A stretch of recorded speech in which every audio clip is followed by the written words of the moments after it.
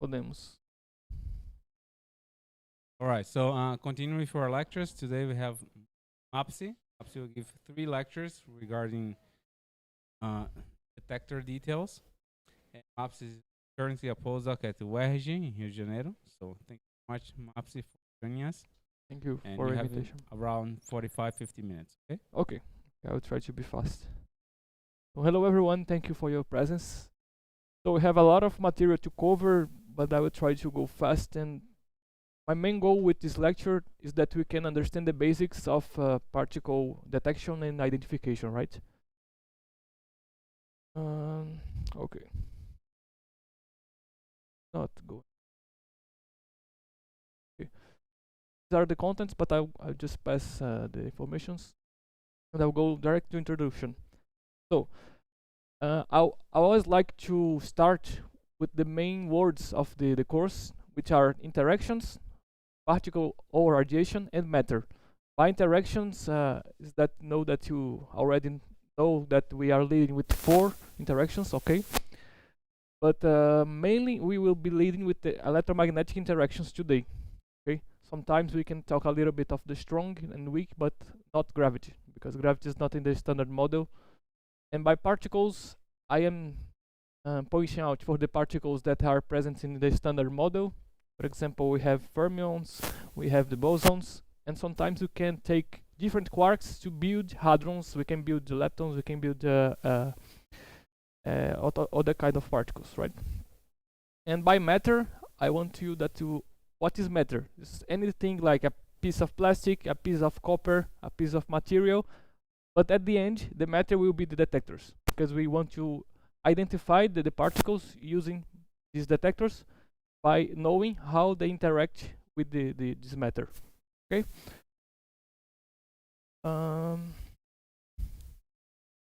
Okay, and today we'll be mostly talking about these categories of particles. The first are heavy charged particles. When I say heavy, I say a mass that is greater than the electron mass. For example, a proton, a muon, a kaon, alpha particles. And it's worth to mention that heavy ions are not treated in this course because to lead with them is very complicated, and then this is out of our scope for today. And then we will be leading with the ions, protons, and so on. And after that, we will go to work with electrons and positrons, because as they have a lower mass, the treatment is a little bit different from muons and pions, for example. And then we go for photons, and we finish with neutrons, right? And also, it is important to say that we are going to use another units. We are not going to work with mass in kilograms, but instead, as Mauricio has shown, we will work with electron volts, right? Just to be sure about this. And here I put on this table some particles that we're going to work today. For example, we work with electrons, we work with the positrons, and also neutrons and for particles. And I put the charge, the mass in kilograms, also the family, and the classification, because sometimes we can work with an elementary particle such as leptons, or even a composite particle like a proton, which has 3 quarks, or a kaon that has 2 quarks, for example. And the first definition that I want you to understand is about the cross-section. Here. Please, could you please, because it's...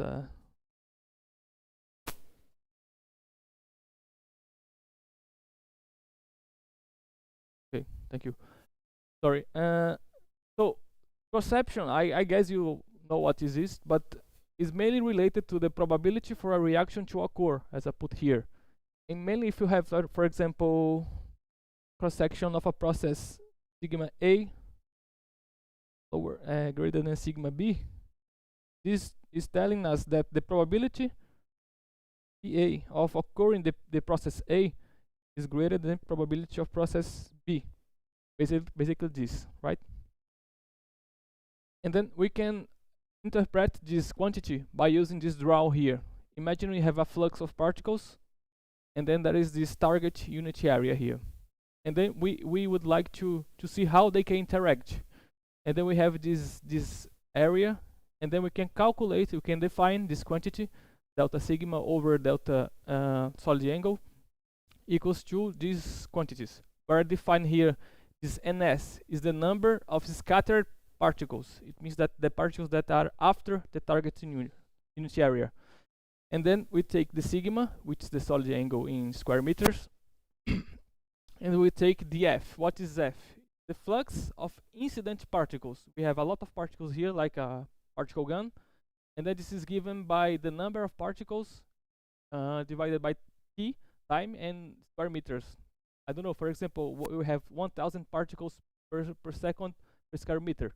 And then if you take this equation, equation 1, and then we take dns over this omega, this is the same as I take the flux of particles after the interaction.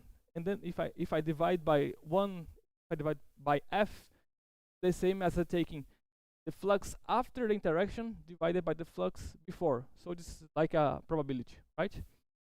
And then if I integrate this equation, I get this equation in function of the energy, and the units of cross sections is barns. And this is a very small quantity, and then we express it like this. So this is 1 10 to times minus 28 square meters. And I want you to understand that the interpretation of this quantity is only the cross-sectional area of interaction. It means that the particles of these flows is inside this area, they will interact and they will scatter. That's the main interpretation. Imagine we have two balls here. If they are like this, they will interact. But in this case, we are leading with particles. They don't need to hit one another. They can interact over some distance, then they can scatter. Because as Mauricio pointed out, they can exchange, for example, gluons, they can exchange photons, and then they can interact, and then we have interaction, and then that is this area of interaction, the cross section. And okay, beware, this is not a real world, this is just for interpretation of the area. You cannot measure the size of particle by calculating this area. It's just to relate with the probability of interaction, right? And then also, if you take a real material, imagine we have this computer here.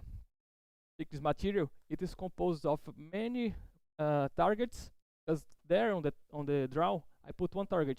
But if you take not like this, we have many particles here, and then we have area, then we have this delta x, as you can see on the slide.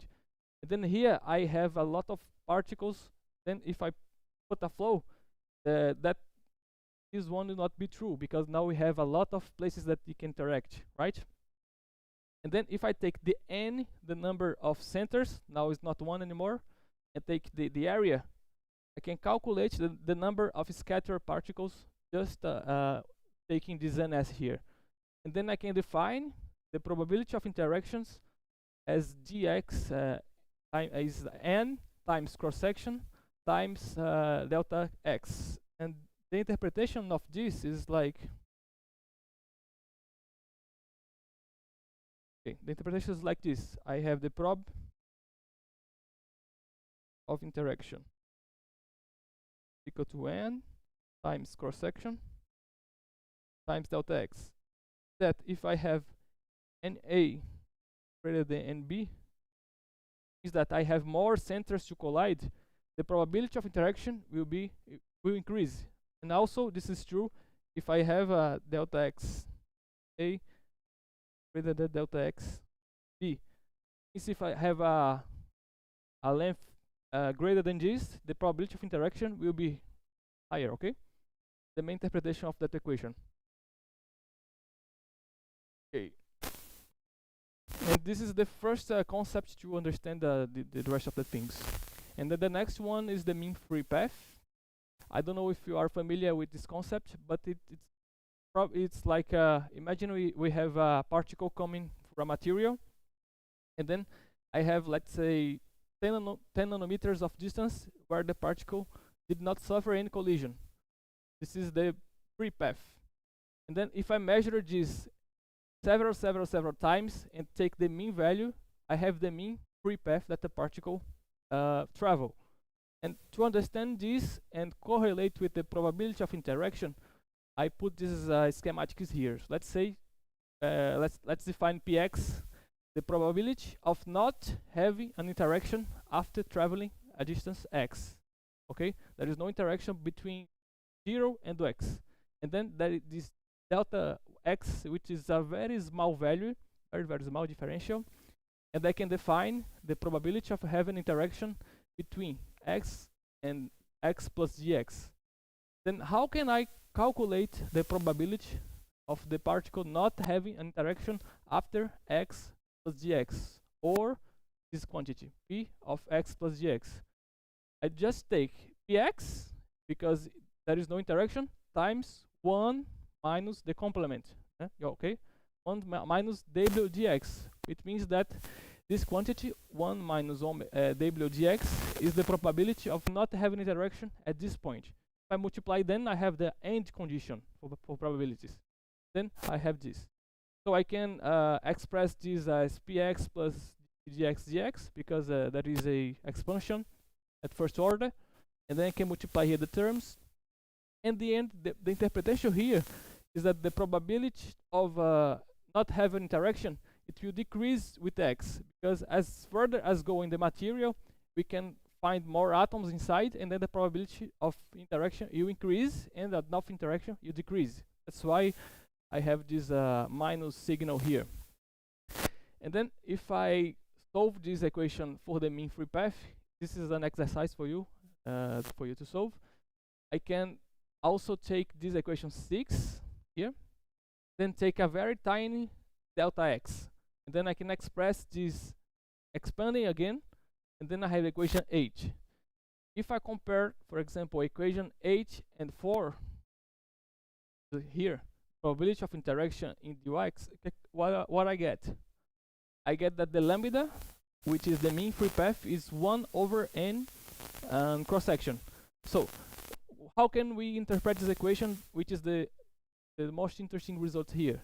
Is that if I increase the number of centers, I will reduce the mean free path. It means that the particle will travel less than before.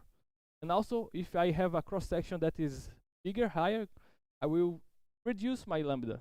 So that's what is happening here. So if I take a proton, if I take an electron, then I know the number of centers in a material. I can understand if this particle will travel further or not in the material. So that's why I'm showing this for you. Okay, now let's start with the particles that we are leading here. The first ones are heavy charged particles. Then again, by heavy charged particles, I am taking, for example, protons, pions, muons, and so on. And always here I am taking particles with the mass greater than the electron mass. Okay. So the first thing to understand is how they lose energy when they pass through a material. And there are two main topics here. Okay. The first one is that they will lose energy all the time. If a particle comes through a material, it will lose energy. This is a fact. And also the second thing is that the particles will suffer a deflection for its initial movements. Imagine we have a particle passing through a material. It will eventually encounter a nuclei or some electrons, and then the initial direction will not be the same. As you can see here on the draw, a particle which is very low mass, it will deflect more than a heavy particle, right? And this is due to two main processes. The first one is the inelastic collisions with electrons for the material. You know that in the material we have our atoms, then we have the nuclei. Also we have the electrons that are there, right? And then the main responsible for losing this energy is electrons, and this is because of the electromagnetic field of the electron. So they will interact and they will lose energy. And the second thing is the elastic scattering from nuclei. Okay, in this case, there is no much transfer in energy, and then the main responsible for a charged particle energy is the inelastic collision with electrons. We have two cases. But the most important are the inelastic collisions with the electrons of the material. Okay, and also there are other processes such as Cherenkov radiation that we'll reach a little bit, nuclear reactions, and the Bremsstrahlung. But this guy here is important for electrons, positrons, but not for heavy charged particles. We will understand why this is true. Okay. For example, I put this very known example. If you take a 10 MeV protons, for example, this is a proton that comes from sun. We can stop this photon by just taking a small plate of copper of 0.25 millimeters. We can completely stop this proton. Why? Because this proton will interact with the electrons of the copper, and then it will lose energy. So we can block this photon, or with the other materials. Frequently we take tables with some values, and then we can see, I can stop this proton with 0.25 millimeters of copper, or with 2 meters of let's say wood. Depends on the material that we are using. That's why we need to know how they interact to design detectors. And how we understand, how can we know the amount of energy that this guy will lose? We use this equation here. Please don't be afraid with this equation, but let's try to understand the basics of it. It is the batch block formula. We know that it's a way of measuring the stopping power of a material. Okay, the stopping power. Like it will always give us the measure of the energy that a particle will lose by the path that the particle will travel the material. And this is given by many variables of the material and many variables of the particle.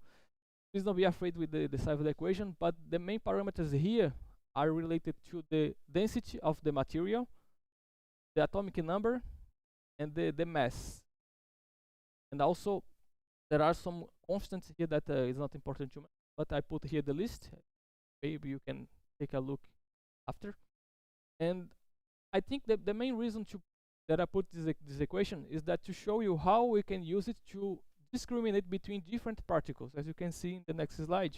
For example, if I take this equation and then I apply for different particles such as alpha particles, deuterium, proton, kaon, pion, and neon, we can take dE dx as a function of energy, and then we can plot for different particles. And then, as you can see, we take particles with energies between 10 to 3 and 10 to 1, more or less. We can identify perfectly which particle is going in our material. Just for example, take energy in point. We can see that here, this is a muon. Okay, I can identify a muon with equation. If I go further, I can identify a kaon, proton, and so on. Then you see that this the equation is going down. This is mainly this dependency or 1 over beta. Okay, remember that beta is v over c, the speed of the particle divided by the speed of light. And then after this decrease in the curve, all particles with the same charge, they will increase more or less the same dE dx. And this is when we call a particle as a minimum ionizing particle. And normally, at this point, they are at 96% of the speed of light, 0.96. Then after that, we see there is a small increase, but in this region, we cannot distinguish anymore the particles, like a mess here. We only can differentiate between alpha because the dx is very high, but here we don't know if we are muons, if we are kaons or protons. So in practice, what we have different materials, then we have different curves, and then we can take this material, I can discriminate between muons and kaons, so I can measure muons. Okay, I take another material, I plot the same equation, and then I can try to understand if I can discriminate protons and, for example, alpha particles. That's why we use this equation to discriminate between these particles. Okay, and also there is a very nice interpretation and a very nice use of the batch blot equation is when we put the dE dx as a function of the penetration depth, this z. This is in millimeters. As soon as the particle goes inside the material, you start to lose more and more energy function of the x. Then until it reaches a peak. This peak is known as Bragg's peak. Is the place where the particle will lose all of its energy. So we have a peak. Then as the particle loses all of its energy, will stop. So that's why we don't have any more here energy to lose. It's very nice to design medical devices for treating the cancer, because we can take a lot of beams of particles in a specific place of a tumor, for example, and then we can avoid hitting another tissue that we cannot kill, for example. That is very nice for application for medicine. Well, then this equation is important for one, for particle physics, where we can identify particles here in this place, and also for medicine, as we can see that we can kill, for example, a tumor. So this is a very nice use of the Batch-Block equation. Okay, then I continue with the heavy charge particles interaction. Then we have the so-called the Cherenkov radiation. Oh, yes.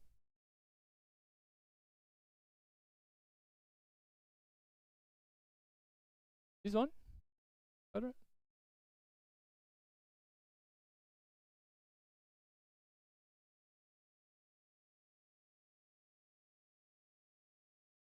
Yeah. And what is interesting here, if we have the particles with the same charge, they have more or less the same ionizing particles here. Same minimum px. Very nice of this equation.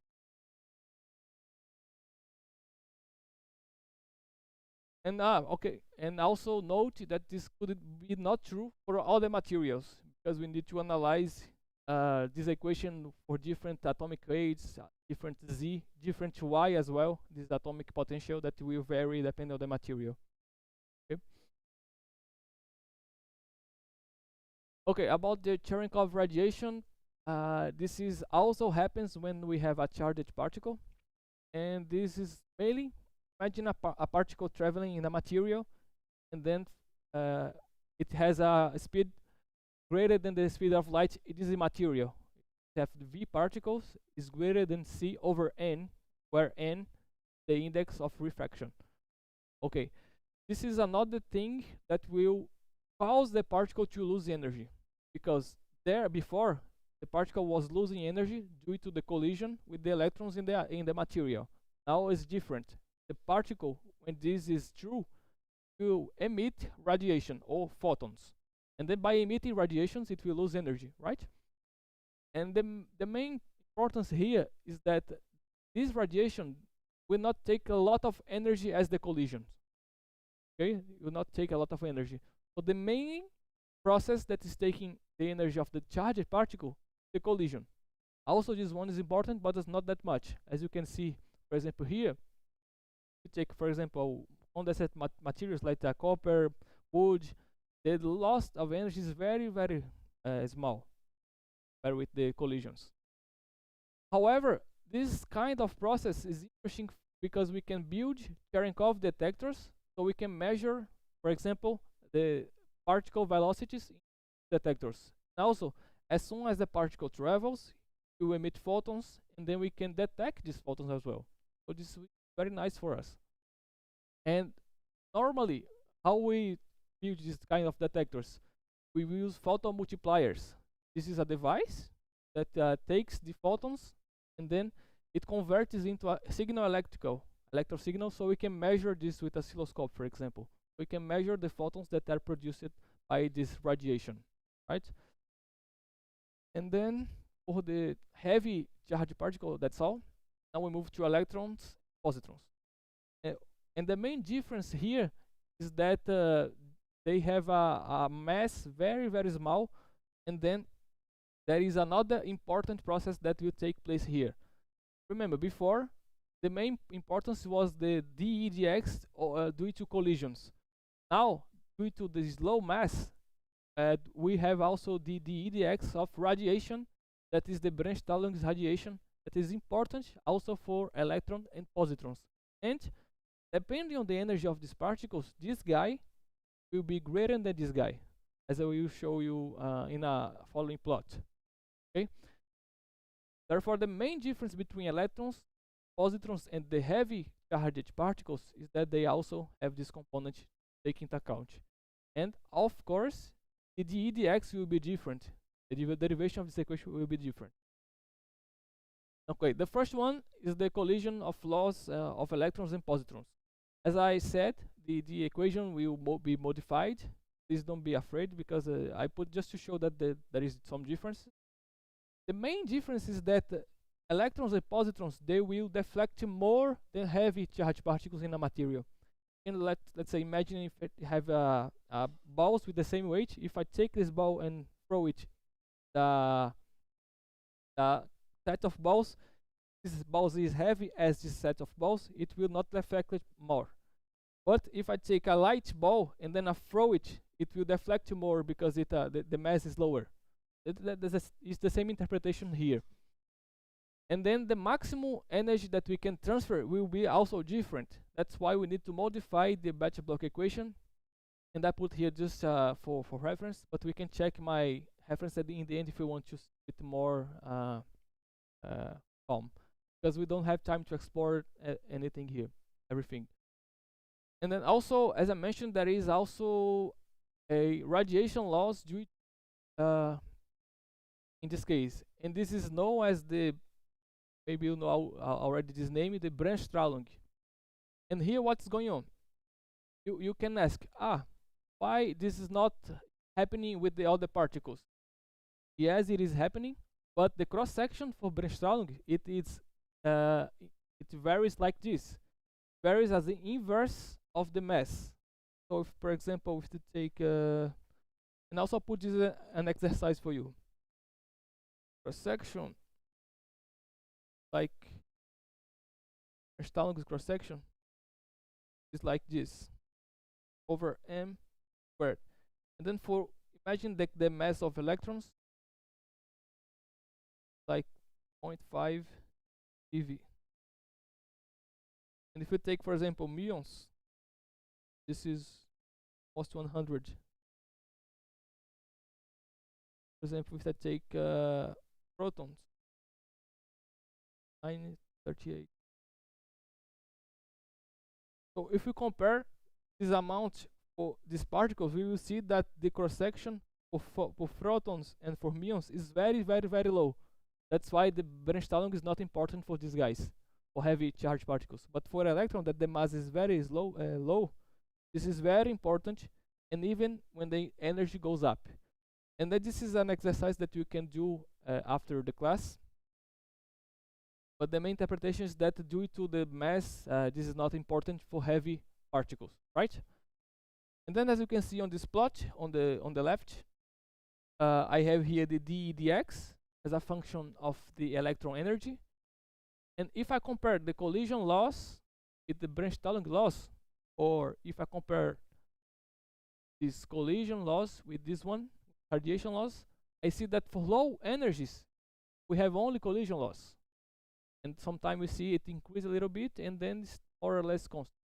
But at some point from here, the radiation loss starts to increasing until there is this critical point where they have the same value. But as the energy go up, the radiation loss will go up, will go up, will go up. And then here, the main importance for taking out the energy due to the radiation loss. Okay. And also, there is an important definition called radiation length of material. This is like the distance over the electron energy will be reduced by 63. Oh, yes.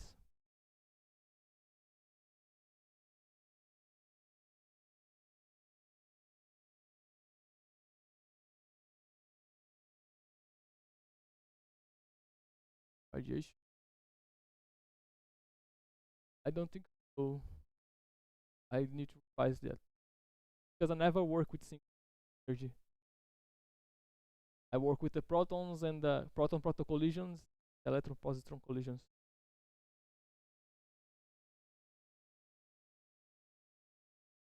You mean for the cross section?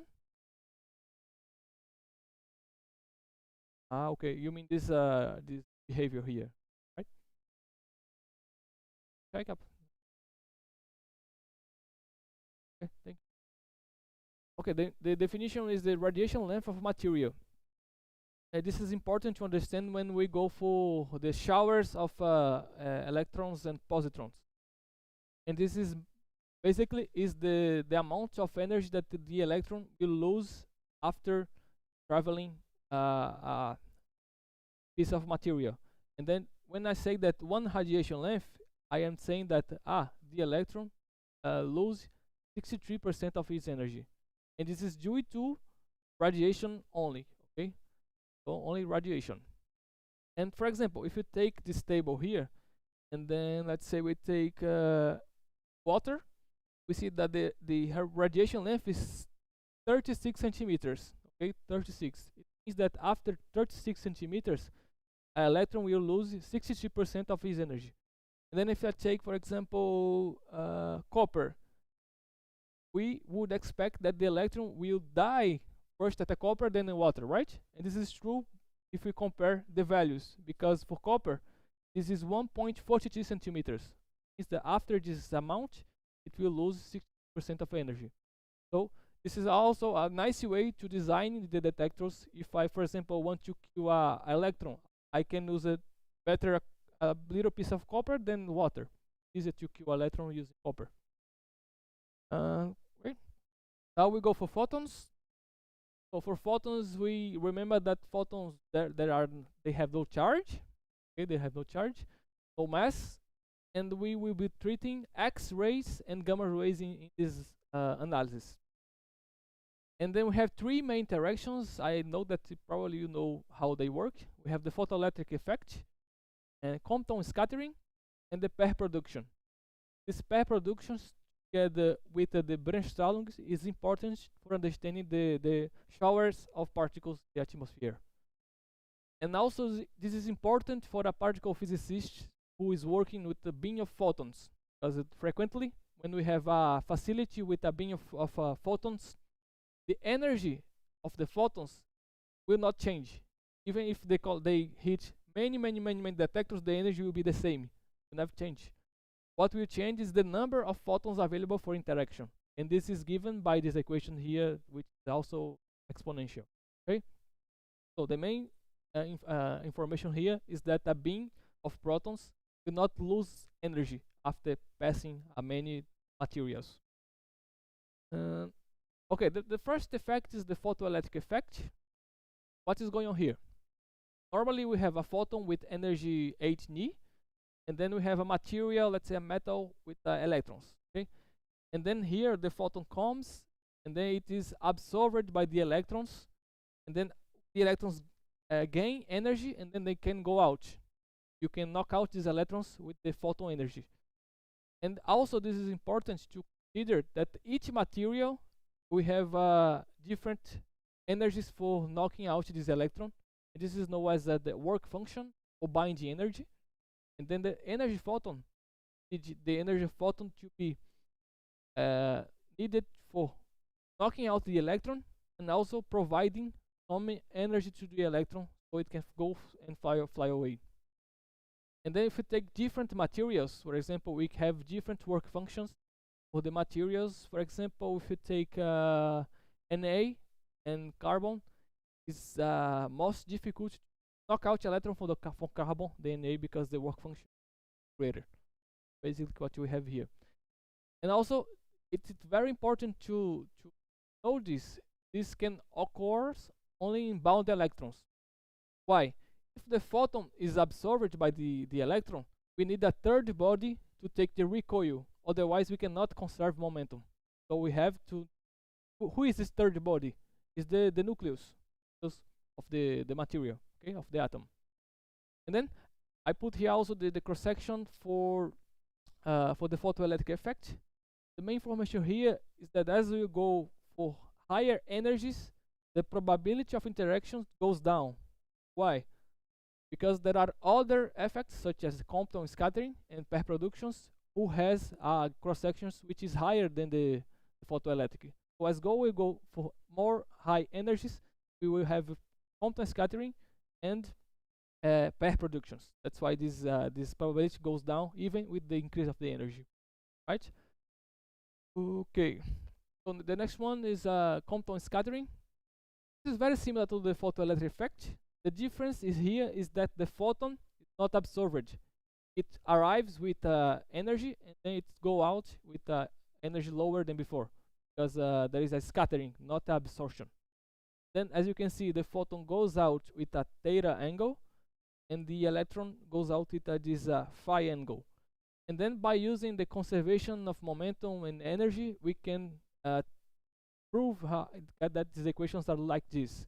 For example, this one gives us the energy of the photon after the scattering, the energy of the outgoing electron of the material, and also we can calculate the angles of scattering for photons and for electrons, and this we can measure in our detector. If we have, for example, a distribution of cosine of theta, we can see that we can take the signal from the detectors, as I mentioned before, and see how we are scattering these photons on the detector. Okay, and also again, if we take the cross section as a function of energy, it goes down because as soon as the energy increases, the pair production will be more important than the Compton scattering. So we have this behavior, right? Then finally we go for pair production, and in this case we have a transformation of a photon, an electron, and a positron pair. So we have a photon with energy, then it suddenly the electron and a positron. But this can occur only if the photon has an energy at least of 1.022 mega electron volts. Otherwise, as you can see in the cross section plot, we cannot produce a pair. It is very important to understand that this will lead us to the electron photon showers.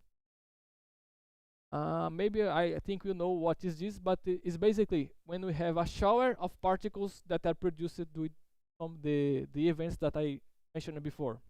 And this is due to two processes: pair production, just saw it, and the Bremsstrahlung of electrons and positrons. For example, let's start with a photon of energy E0. If this E0 greater than 1.022 MeV, what will happen? Photon can produce a pair of electrons and positrons with the energy half of the photon energy. And then remember, electron and positrons, they can also lose energy and emit a radiation. This is the Bremsstrahlung, right? They emit a radiation and then they continue alive. Then again, this electron can produce another photon, and this positron can produce another photon, and this photon can produce another pair, and then it goes and goes and goes, and then it will finish when the energy of the photon is lower than this, and when the energy of the electron of positrons is lower than this value, so it cannot produce a photon anymore, and then they will lose the rest of energy only by collisions, so the shower is stopped. And then by taking a statistical process, we can calculate the number of particles after radiation lengths. This is important. Remember radiation length. Each step will happen after one radiation length. So we can use this knowledge to estimate the number of particles after t radiation lengths, like a exponential decay. Okay. And also we can calculate the energies, the number of particles in the end. So we have all defined to know about the electron photon showers. Okay. Okay, now we go for the last part with the neutrons. Okay. So again, remember neutrons, they are a baryon. They have 3 quarks, and also it does not have the charge. So electromagnetic interaction with the neutrons are not important here. Even it is worth mentioning that neutrons, they have magnetic momentum, but it's very low, and there is no importance for this analysis. And then they will interact via strong interaction, because if you have neutrons and protons inside the material, they both have quarks. The quarks, they interact with exchange of gluons. So they will interact through the strong interaction. But as the strong interaction in this case uh, is complicated to have because of the energy, the neutron must come within 10 to minus 13 of the nucleus to have interactions.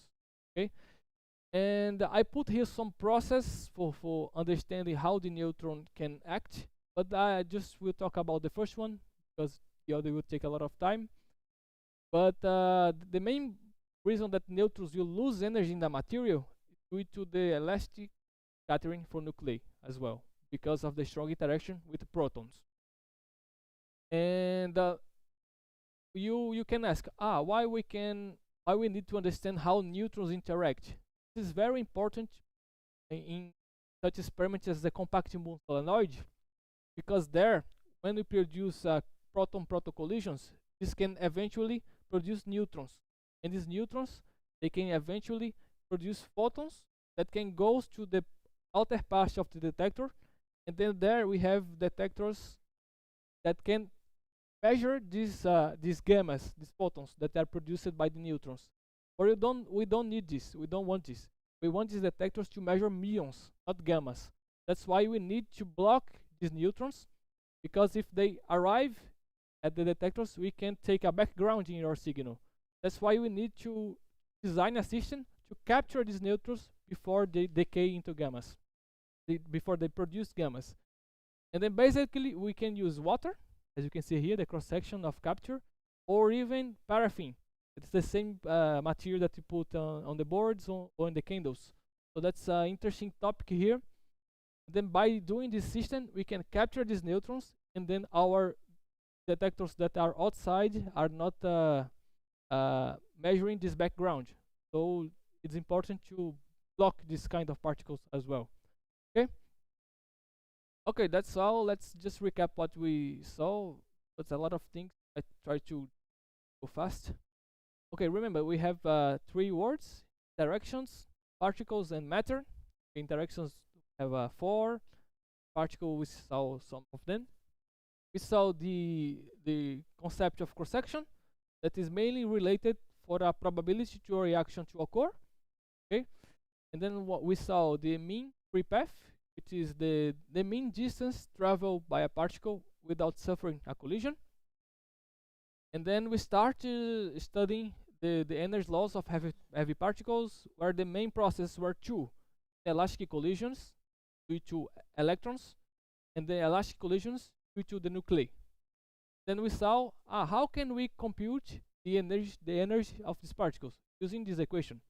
We saw that plots that we can identify different particles depending on the energy. Then also we saw the Cherenkov radiation, that is the radiation which is produced by a charged particle, and it moves faster than speed of light. And then we see that we can detect this light, we can measure the speed of a particle with these Cherenkov detectors. And then we move to another class. We move to electrons and positrons. They are different. Why? Because they have a lower mass. They have a lower mass, the behavior is different. And then they lose energy due to two processes, not one. Collisions, also with the electrons of the nucleus, and Bremsstrahlung by emitting photons. And then we finish for the photons, showing three ways that the photons can interact with a material: photoelectric effect, photon scattering, pair production, and then we finish with the interaction of neutrons. Now we know that it's important to block this guy in big experiment, otherwise it can produce signals that are not interesting for us.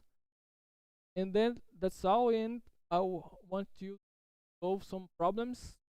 I will just go fast here. I ask you to prove this equation, so our integral, and then based on figure 1, I guess you can solve this.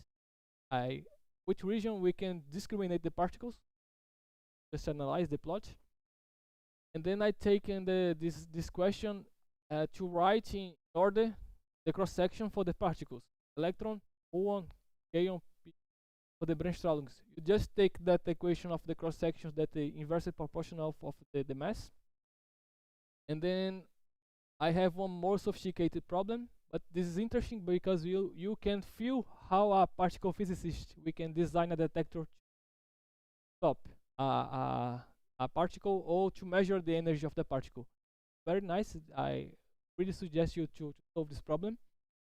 And then the last one, I ask you to analyze which of the effects photoelectric, Compton, or pair production is important depending on the energy of the gamma ray, depending on the material.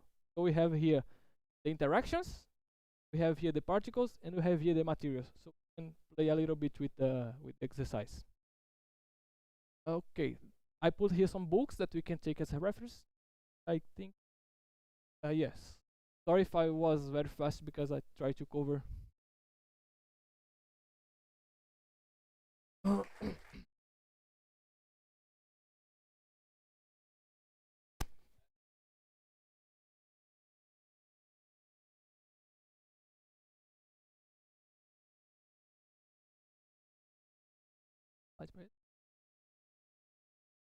Yeah, so he just pointed out that we're gonna share the slides of today's lecture on both Mapse and Mauricio.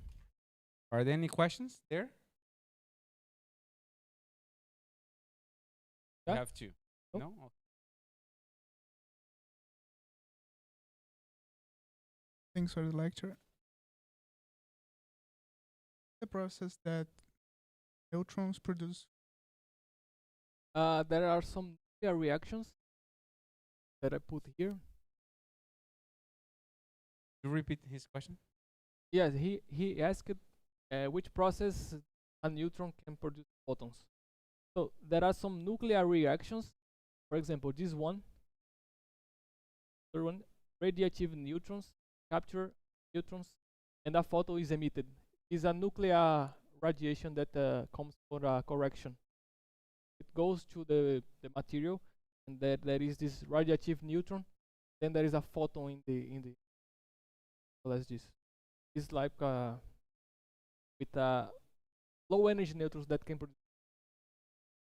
This is more important for the not for the particle physics, but I mean the energy of particle physics, but important for some nuclear applications.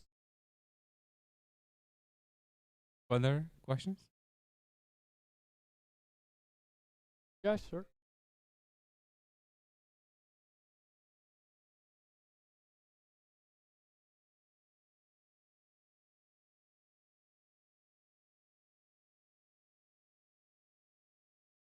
If sorry, I So didn't. he's asking whether CMS collaboration. Ah, yeah. He asked if CMS is looking for new physics having our collision. Yes, we are looking for. We have special runs where we take ion collisions, then we try to understand the jets, the formation of a new physics by studying these jets. There are some particle channels. I can show you after some paper using this, but I don't work directly with high heavy ions. But that is yes, there is this kind of study there and that search. Other questions?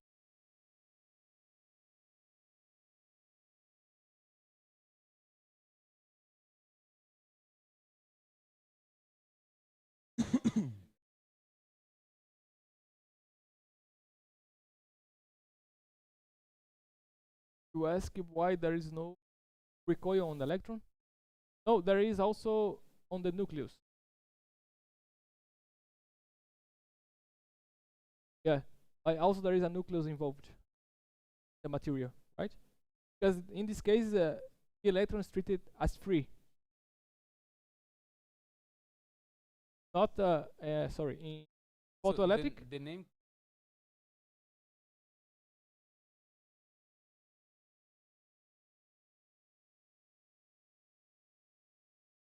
Yeah, so you because have in yeah, in this case, the photon is absorbed. So where is the other body to take the recoil? Is the nucleus. In this case, the electron is free.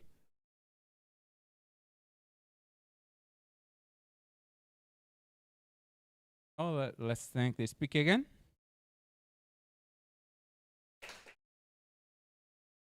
All right, and we convene back at 2.